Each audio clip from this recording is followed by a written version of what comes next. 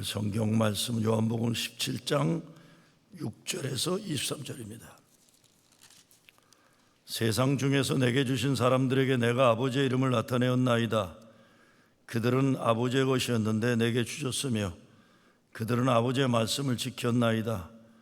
지금 그들은 아버지께서 내게 주신 것이 다 아버지로부터 온 것인 줄 알았나이다. 나는 아버지께서 내게 주신 말씀들을 그들에게 주었사오며 그들은 이것을 받고 내가 아버지께로부터 나온 줄을 참으로 아오며 아버지께서 나를 보내신 줄도 믿었사옵나이다. 내가 그들을 위하여 비옵나니 내가 비옵는 것은 세상을 위함이 아니요 내게 주신 자들을 위함이니이다. 그들은 아버지의 것이로소이다. 내 것은 다 아버지의 것이요 아버지의 것은 내 것이온데 내가 그들로 말미암아 영광을 받았나이다. 나는 세상에 더 있지 아니하오나 그들은 세상에 있사옵고 나는 아버지께로 감나니 거룩하신 아버지여 내게 주신 아버지의 이름으로 그들을 보존하사 우리와 같이 그들도 하나가 되게 하옵소서. 내가 그들과 함께 있을 때에 내게 주신 아버지의 이름으로 그들을 보존하고 지켰나이다. 그 중에 하나도 멸망하지 않고 다만 멸망의 자식뿐이오니 이는 성경을 응하게 함이니이다. 지금 내가 아버지께로 가오니 내가 세상에서 이 말을 하옵는 것은 그들로 내 기쁨을 그들 안에 충만히 가지게 하려 함이니이다. 내가 아버지의 말씀을 그들에게 주었사오매 세상이 그들을 미워하였사오니 이는 내가 세상에 속하지 아니한 같이 그들도 세상에 속하지 아니함으로 인함이니이다. 내가 비옵는 것은 그들을 세상에서 데려가시기를 위함이 아니요 다만 악에 빠지지 않게 보존하기를 위함이니이다. 내가 세상에 속하지 아니한 같이 그들도 세상에 속하지 아니하였사옵나이다. 그들을 진리로 거룩하게 하옵소서. 아버지의 말씀은 진리니이다. 아버지께서 나를 세상에 보내신 것 같이 나도 그들을 세상에 보내었고 또 그들을 위하여 내가 나를 거룩하게 하오니 이는 그들도 진리로 거룩함을 얻게 하려 함이니이다. 내가 비옵는 것은 이 사람들만이 함이 아니요 또 그들의 말을 말미암아 나를 믿는 사람들도 위함이니 아버지여 아버지께서 내 안에 내가 아버지 안에 있는 것 같이 그들도 다 하나가 되어 우리 안에 있게 하사 세상으로 아버지께서 나를 보내신 것을 믿게 하옵소서. 내게 주신 영광을 내가 그들에게 주었사오니 이는 우리가 하나가 된 것 같이 그들도 하나가 되게 하려 함이니이다. 곧 내가 그들 안에 있고 아버지께서 내 안에 계시어 그들로 온전함을 이루어 하나가 되게 하려 함은 아버지께서 나를 보내신 것과 또 나를 사랑하신 같이 그들도 사랑하신 것을 세상으로 알게 하려 함이로소이다. 아멘. 오늘은 교회역으로 승천주일입니다. 예수님이 하나님께로 부활하신 후에 올라가신 걸 기념하는 주일인데 오늘 승천주일 교회력 본문은 예수님이 제자와 교회를 위해 기도하시는 내용입니다. 17장 1절에서 5절까지는 십자가 죽음을 앞두고 이 모든 것이 하나님의 영광을 위해 되게 해달라고 기도합니다.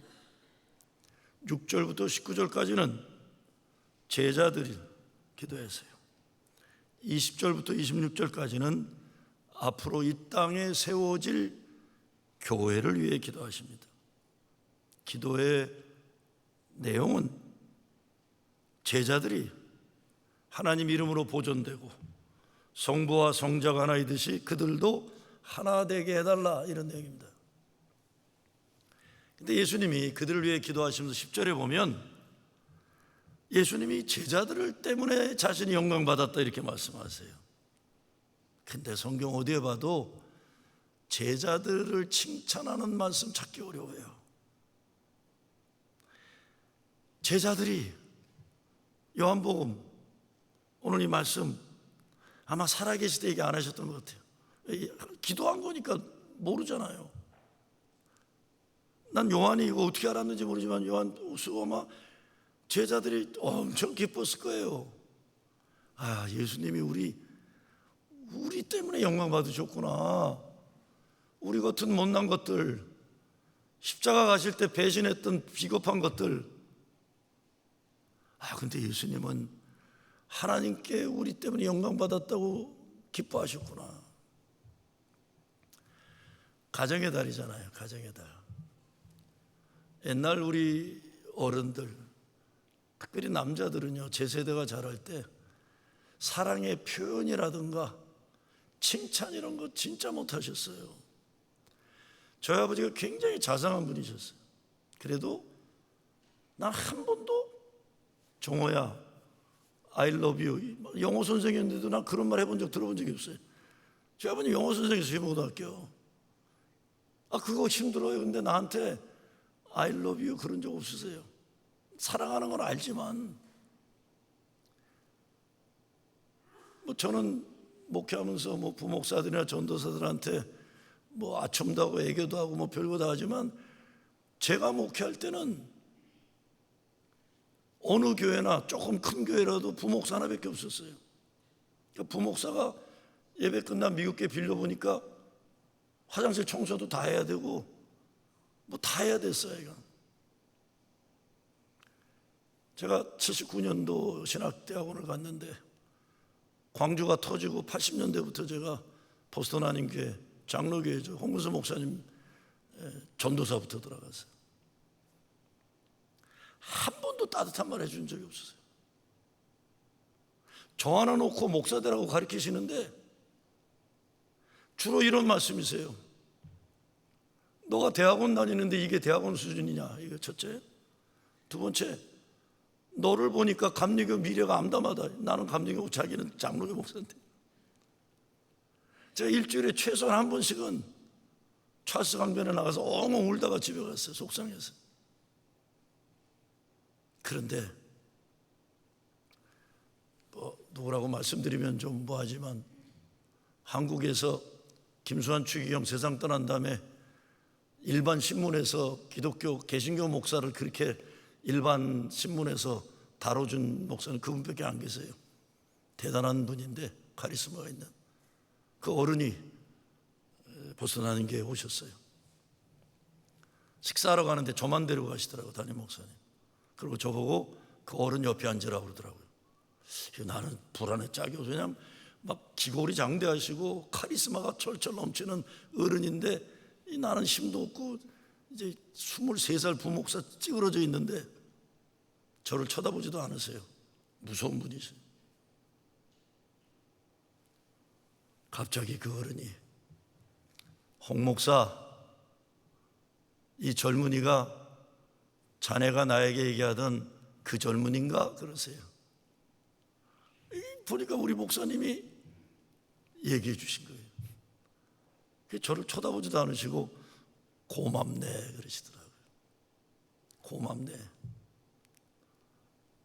그분은 전두환 대통령이 정권 잡자마자 제일 먼저 찾아가서 큰 절을 올렸던 분이기 때문에 이 민주 세력에서는 변절자라고 막 욕먹고 그런 분인데 워낙 대단한 분이셨어요. 고맙네 하는 건 왜 그런지 내가 나중에 알았어요. 내가 그런 일이 반복되는 걸 보면서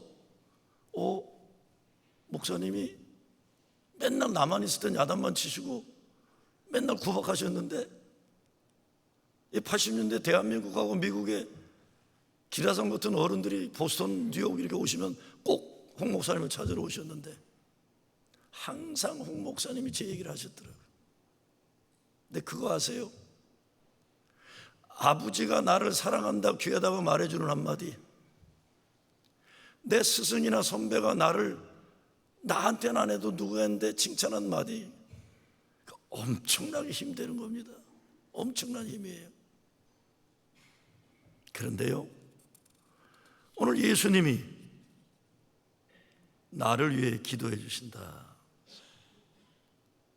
예수님이 하나님께 제자들을 칭찬하시고 기도해 주시고 그러면서 하나님께 하나 되게 해달라고 기도하고 계십니다. 전 사실은 자랄 때 열등의식이 많고 어디 내놓을 만한 실력이 없었기 때문에 항상 기죽어 살았어요. 근데 아버지 돌아가신 다음에 일기장 보고 아버지가 날 자랑스럽게 여겼구나. 내 선배들이 나를 귀하게 여겨줘서 가르치려고 그러셨구나. 이거 비리비리하는 기죽어 사는 인간 하나가 교만하다 할 정도로 당당하게 살 수 있는 그 원동력이 되는 거예요. 그런데 예수님이요, 오늘 본문에 보면 하나님이 내게 주신 것이라고 하며 기도하세요. 여러분과 제가 하나님이 주신 본인을 영광되게 선물이다. 누가복음 22장에 보면 예수님이 이렇게 말씀하십니다. 시몬아 시몬아 보라, 사단이 밀가부르듯 하려고 너희를 청구하였으나 그러나 내가 너를 위하여 내 믿음이 떨어지지 않기를 기도했나니 너는 돌이킨 후에 내 형제를 굳게 하라. 이게 뭐냐요? 베드로가 큰 소리 치는 거예요. 아이고, 천하가 다 배신해도 난 배신하지 않겠습니다. 예수님은 아셨어요. 아이고, 저놈 저 헛소리 하는구나. 못할 텐데. 왜? 예수님이 뭐라고 했어요? 사탄의 못되게 하는 힘이 더 크기 때문에. 인간의 큰 소리, 우리 스스로의 힘으로 사탄을 이기지 못하기 때문에. 그러니까 예수님이 기도하신 겁니다. 내가 너를 위하여 네 믿음이 떨어지지 않기를 기도하였나니. 예수님에게는 우리가 중요한 존재입니다. 왜? 그러니까 예수님이 배신하고 못난 제자들 또 찾아오신 거예요. 잘난 것들 스카우트 해갖고 다시 하시면 되는데 아니에요. 못난 배신한 제자들 다시 일으켜줘서. 예수님은 우리들을 통해 하나님의 역사를 이루셔야 하기 때문에 우리를 위해 기도하십니다. 그런데 처음에 악에 빠지지 않도록 기도하세요. 사탄마귀의 권세가 으르렁거리며 예수 믿는 사람들을 괴롭히려고 다니는 이 세상에 남겨두고 가야 되니까 오직 악에 빠지지 않게 보존하기를 위함이니이다. 15절 기도해요. 예수님 우리가 세상을 이기도록 기도하시는 겁니다. 벌써 오래전인데 한국의 어느 교계 잡지에서 목사가 되려고 신학교 온 학생들을 전국적으로 상대로 서베이를 했어요. 그랬더니 결론이 어떻게 나오냐면 목사가 되려고 신학교 오는 학생들의 성향은 세상의 치열한 싸움에 견뎌낼 자신이 없어서 목사가 되려고 한다. 이게 결론이었어요. 되게 나쁜 결론이에요. 기분 나빠요. 근데 생각해 볼 문제예요. 목사만이 아니라 교회라는 집단에 집사나 권사나 장로들 비슷한 성향 가진 거예요. 세상에서 별 볼 일 없다 보니까 여기 와서 큰 소리 치려는 찌질이들이, 비겁한 인간들이 목사 장로 많다 이런 겁니다. 기분 나빠요. 그래서 공산주의 창시자 칼 마르크스가 종교는 아편이다 그랬어요. 현실 세상을 직시하면서 이 역사를 의로운 약속으로 밟고 가려는 용기 없는 것들이 천국인이 뭐니 떠들면서 예배당 안에 숨어 지낸다 이런 겁니다. 어느 분이 제게 이런 질문을 하십니다. 목사님, 왜 교회는 못나고 못된 인간들이 이리 많나요? 그래요. 전 모르죠. 왜? 나는 못나고 못된 인간을 본 적이 없으니까. 다 프라징 제일교 교인들은 다 잘나고 좋은 분들만 있으니까요. 그리고 이렇게 질문하세요. 오늘날 교회들은 어찌 이렇게 역사 발전에 반동적인가요? 잘 모르죠. 나는 우리 교회는 다 반동적인 분들이 안 계실 테니까요. 정말 그렇습니까? 정말 그래요? 오늘날 교회들이 얼마나 역사 발전에 짱돌, 걸림돌 역할을 합니까? 근데 나 이 말씀은 드릴 수 있어요. 나 이 말씀은 이 시대의 교회를 비판하는 분들에게 꼭 드리고 싶은 말씀이 있어요.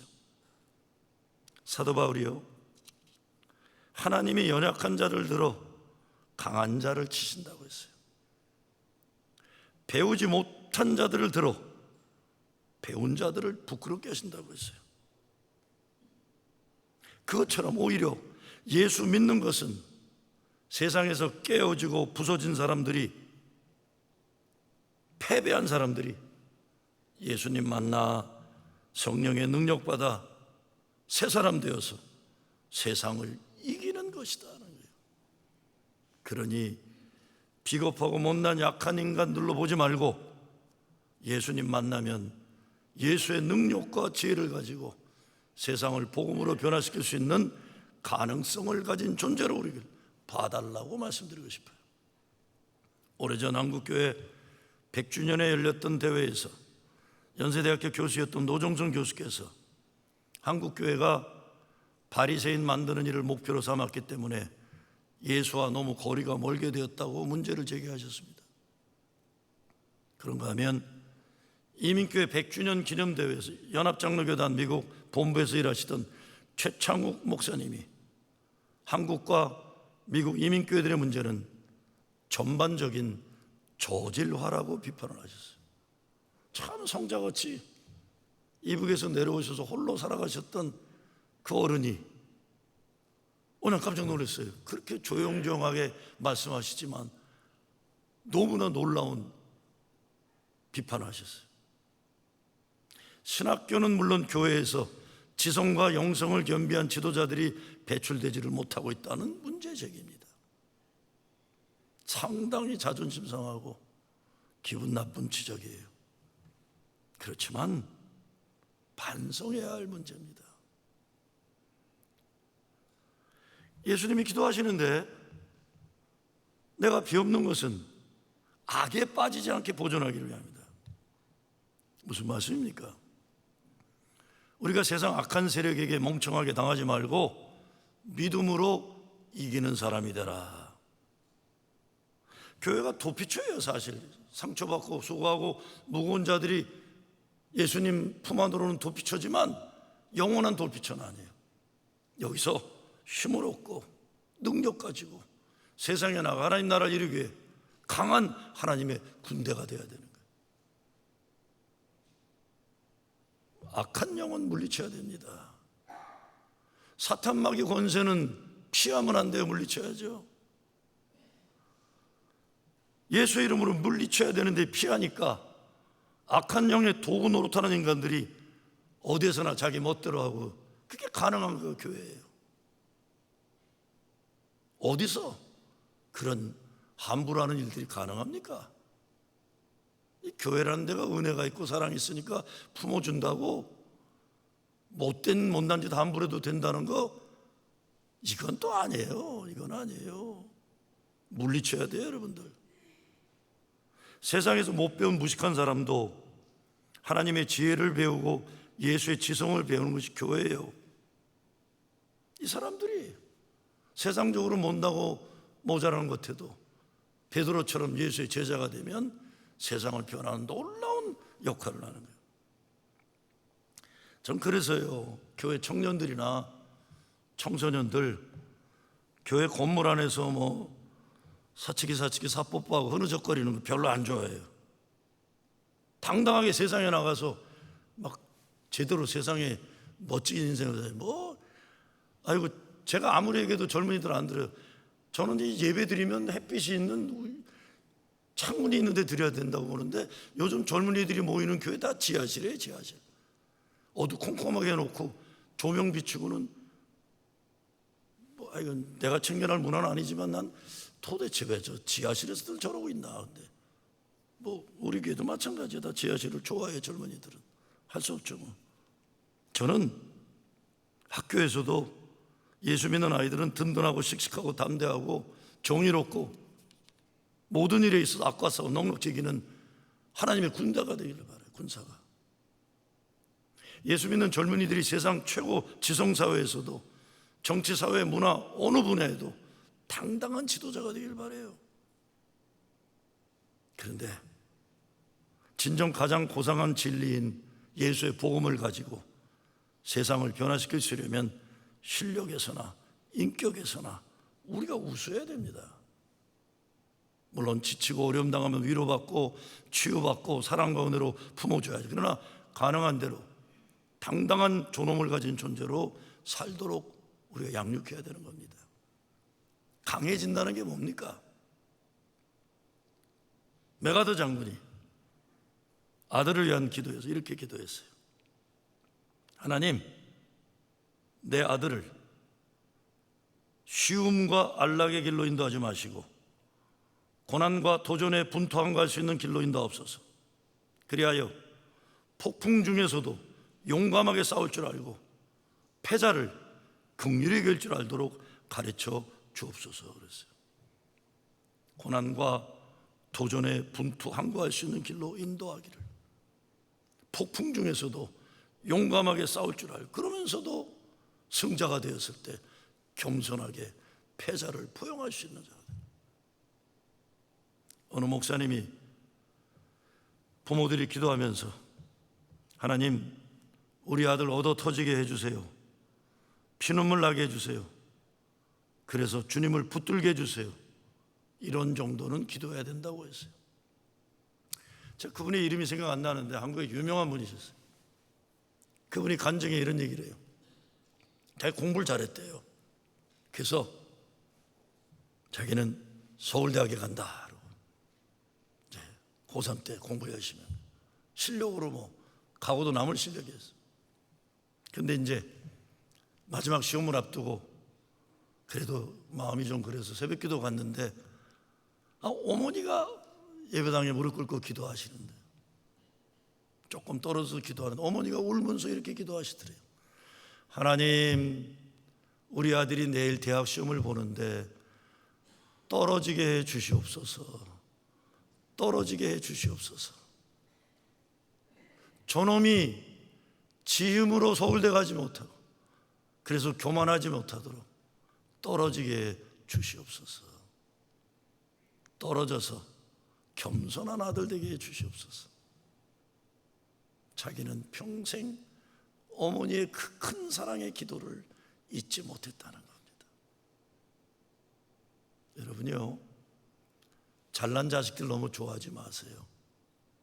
저 목회에 보면 잘났다는 자식들 다 지 잘난 맛에 살아요. 가능하면 못난 자식 하나씩은 꼭 데리고 사시기를 주의 이름으로 축원합니다. 그래야 엄마가 다리가 아프면 엄마 손잡고도 걷고, 엄마가 바쁘면 금방 달려와서 엄마 운전도 해줘요. 잘난 자식들은요 다 잘나요. 다 잘나요. 지 잘난 맛에 살아요. 악을 피해서 다니는 것이 아니라 악을 이기라는 기도예요. 하나님, 우리를 보호하신 악을 겁내지 말 이기라. 악에게 굴복하지 마시기 바랍니다. 예수의 사람이라는 거룩한 자화상과 자존감을 가지고서 그렇게 해서 예수님은 제자들이 거룩하게 되기를 기도하시는 거예요. 17절이죠. 저희를 진리로 거룩하게 하옵소서. 아버지의 말씀은 진리입니다. 예수 믿는 것, 진리로 거룩하게 살려는 투쟁이에요. 우리를 하나님의 진리 아닌 것에 빠지도록 유혹하고 협박하는 것이 얼마나 많습니까? 예수님은 세상에 그런 것들에 굴복하지 않고 진리로 거룩하게 되달라고 기도하시는 겁니다. 두 번째 기도가 기쁨으로 충만하게 해달라고 기도하세요. 보세요, 예수님 지금 십자가 고난 죽음의 길을 가셔야 되는데 13절에서 내 기쁨을, 지금 자기 기쁘되는 거예요. 고난과 죽은 길 가는데 내 기쁨을 저희 안에 충만히 가지게 하려 함이니이다. 예수님은 예수님의 기쁨이 우리들 삶 속에 충만하기를 기도하시는 거예요. 성령이 충만함이 있어요. 내 삶의 현실로 도저히 기뻐하기 어려운 상황이지만 성령이 충만할 때 기쁨이, 예수의 기쁨이 충만하다는 겁니다. 저는요, 많이 아프고 어려운 삶을 사는 교인들, 그럼에도 불구하고 예수의 기쁨으로 사는 교인들 볼 때마다 감동을 받아요. 감동을 받아요. 아유, 내가 좁은 상황이라면 내가 목사지만 믿음 저렇게 잘 지킬까? 근데 그렇게 지키세요. 교인들은. 우리 교회에 그런 집사님들, 권사님들, 장로님들이 계신 거예요. 근데 다시 생각해 보면요, 저렇게 힘드니까, 저렇게 어려우니까 예수님 붙잡지 않으면 살 수가 없구나, 저분이. 정말 어려우면 어려울수록 예수의 기쁨이 충만하기를 사모해야 됩니다. 그래야 주님 주시는 기쁨으로 내 삶의 아픔을 이길 수 있는 것입니다. 이제 마지막으로 하나 되게 해달라고 기도하세요. 하나 되게 해달라. 교회가 하나 되게 해달라 기도하세요. 왜? 분열되면 사탄 마귀가 공격 쉽게 하니까요. 사탄이란 말, 마귀란 말이 분열하기 좋아하는 거짓말하는 자라요. 이간질하는 자, 이게 사탄이란 뜻이에요. 단어의 뜻이. 하나님의 사랑으로부터 우리를 멀게 하는 거짓말로 이간질하는 자, 이 사탄이에요. 근데 사탄은요, 혼자 있으면 이때다로 자기 것 만들기 위해서 달려드는 거예요. 그런데 진정 하나 되기 위해서 우리는 어렵고 힘든 일을 함께 헤쳐나가는 믿음의 동지가 되어야 됩니다. 그냥 너 좋고 나 좋고 뭐 이래저래 쌤쌤 이런 하나가 아니에요. 그러니까 교회들이 다 엉망되고 개판되는 거예요. 정말 믿음을 하나 돼요. 여러분, 오늘 저녁 6시에 교단 분리로 교인총회 열리게 되어 있는데 이게 무산돼요. 저에게 허탈감과 억울함, 그리고 교권에 대한 분노와 실망을 말씀하는 분들이 많으세요. 그동안 교단이 요구하는 거 잘 따르면서 기다렸는데 과정 자체를 무효화시킨 사실에 대해 억울하고 황당해하고 분노하는 분들, 제가 어떻게 해야 되는지 전 담임 목사로서 사실 난감하고 민망할 뿐입니다. 교회를 위해 헌신하고 예배 잘 드리고 헌금 열심히 하는 분들이 대부분 성경적인 신앙 양심 지키기 위해 교단 탈퇴를 원한 분들이에요. 근데 일방적으로 무효화가 됐어요. 근데 예수님은 오늘 주어진 본문에서 하나가 되게 해달라고 하는 거예요. 저는 여러분에게 하나가 되달라고 어떻게 부탁할지 모르겠어요. 그런데 예수님 마음과 뜻하심을 위한 하나 되는 것, 이건 중요합니다. 교인들이 저한테 불만 가지는 게 많아요. 첫째는 왜 동성애자가 죄라고 설교 안 하느냐. 교단 분리 문제에서 어제 회의하는데 우리 부목사 한 분이 그러시더라고요. 목사님이 쓰시는 목지수상을 보면 어느 주일은 51%가 교단이 문제가 많으니까 나가라고 하는 것 같은 메시지를 준대. 51%가. 어느 주일을 보면 51%가 나가면 안 된다는 메시지를 준다고 그러는 거예요. 제가 그랬나요? 예, 웃는 거 보니까 그런 것 같아요. 저는 딴 거 아닙니다. 이 사안만큼은 전적으로 우리 교인들이 적법적인 과정을 통해서 신사적인 투표를 통해서 잘 결정하시기를 바랬던 것뿐이에요. 그렇지만 이제는 제 입장을 분명히 말씀드려야 됩니다. 첫째, 동성애자들 문제예요. 동성애자들의 죄를 정죄하는 설교를 하지 않느냐? 그거는 설교자로서의 양심이에요. 설교는 예수가 그리스도심을 증거하는 복음의 목적은 정죄가 아니라 십자가 보혈의 은혜와 사랑을 나누는 거예요. 기쁜 소식. 두 번째, 제게 있어서 동성애자들의 아픔과 고통은 내가 아는 내 친구들, 그들의 아들, 딸, 살아있는 이름을 가진 실존하는 사람들의 고통이기 때문에 인간의 고통에 대해서 성경 몇 구절 가지고 정죄하는 것 저는 용납하지 않습니다. 동성애라는 것 빼놓고는 못되고 악한 인간은 이성애자나 동성애자 똑같아요. 인류 역사에서 동성애자들이 나쁜 짓 했다는 동성애 빼놓고는 권력 잡은 자들이 악한 짓을 더 많이 했어요. 저는 살아있는 내가 아는, 내가 사랑하는 사람들이 사랑하는 사람들의 아픔을 정죄하는 역할은 절대로 못합니다.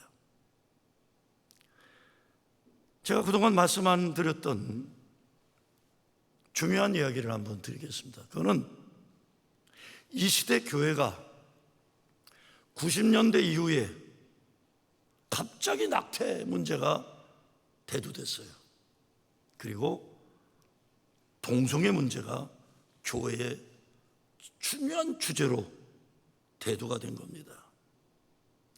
여러분, 미국의 정치 역사를 공부해 보면요, 이게 왜 시작됐는가를 아셔야 됩니다. 우리 교인이나 일반 교인들이 낙태나 동성애 때문에 막 난리쳐서 생긴 게 아니에요. 90년대 이 미국의 우파들이 생각해 보니까, 정치 우파들이 자기들의 힘만 가지고는 민주당을 이기기 어렵다는 판단을 합니다. 우파 공화당 쪽에서. 그래서 생각해낸 게 뭐냐, 가톨릭들을 자기들 편으로 투표를 가져오기 원했어요. 여러분, 가톨릭은요, 미국의 역사 속에서 항상 민주당을 지지했습니다. 왜?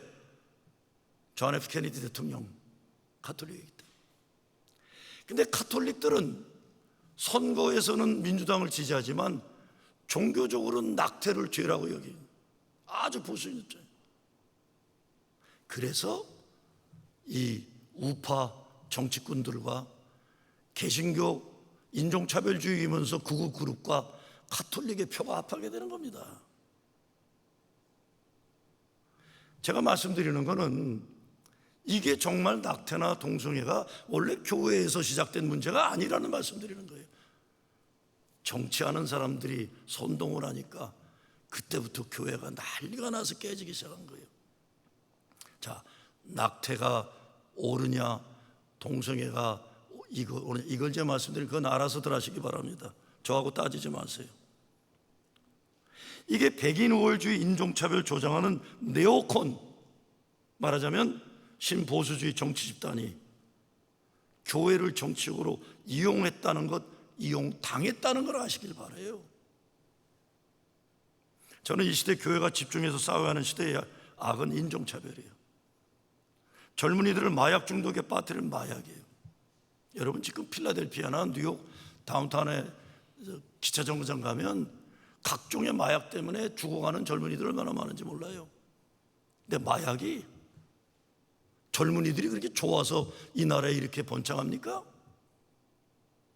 여러분, 나중에 인터넷 보세요. 이란 콘트라 사건 기억나세요? 이것도 네오콘들이 정권을 잡기 위해서, 이란 콘트라 사건에 보면 이 내용이 나와요. CIA가 미국 정부 말을 안 듣는 다른 나라들을 정권을 뒤집고 싶은데 이 의회가 허락을 예산을 해야지, 예산을 통과시켜 주지 않으니까 이란 콘트라 사건이 뭔지 아세요? 국가 권력이 남미 마약을 미국으로 가지고 오게 하고 거기에 이익금을 CIA가 자기 말 안 듣는 나라 국가 전복하는 일에 썼던 아주 사악한 역사예요. 마약이 저절로 생긴 게 아닙니다. 여러분이 예수 믿는다 하면서 순진하게 그냥 오유 마약, 오유 낙태, 동성애, 사악한 네오콘 극우 세력 인종차별에게 여러분 이용당하고 있는 건 저는 분명히 아시기 바라요. 평화를 깨고 전쟁을 만들어 자기들의 부를 채우려는 군사문화, 교회를 무너뜨리는 사탄마귀의 권세. 오늘날 중미와 남미에서 멕시코 국경을 넘어오다 죽어가는 사람들 많잖아요. 카나다 국경 오다 죽기도 하고. 여러분, 갑자기 왜 중미 남부에서 그렇게 미국에 몰려옵니까? 잘 생각해 보세요.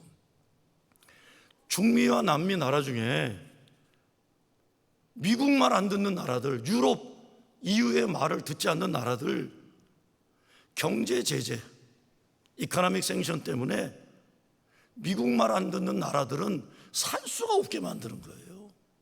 꼭 독재자들 때문에만 그런 건 아닙니다. 군사 독재 때문만이 아니에요.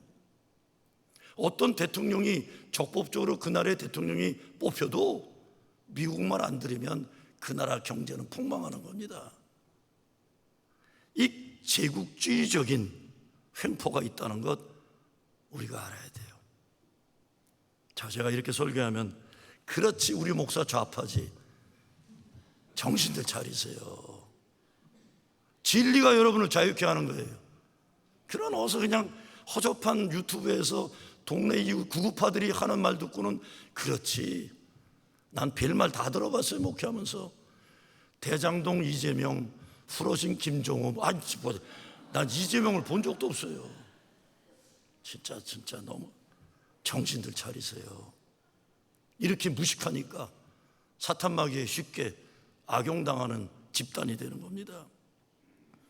오늘 이 시대 세상 돌아가는 걸 이해하려면 너무 복잡하고 어려워요. 그러나 분명한 것은 교회의 주인은 예수 그리스도시에요. 예수 그리스도.